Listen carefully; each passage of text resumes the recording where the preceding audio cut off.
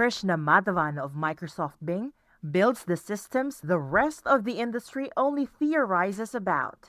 And here, he confirms on the record where the human hands over to the machine. If you really think about what is happening with agentic systems, you start with an initial intent and you're asking the system to sometimes act on your behalf. In those cases, you've basically delegated the action to Yep. the agentic system because you trust that it will make the call, and it will make the call as though you would have made the call. I think that the delegation boundary in what you're pointing out is true, and that delegation boundary is different comfort zones for different people, right? Like for Yes. some people, it's like just provide me with the 10 links and don't do anything else, right?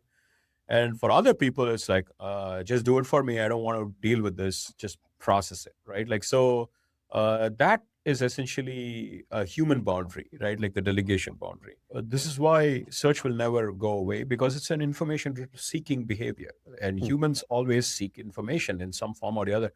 Even when people think that they're not seeking information, they do.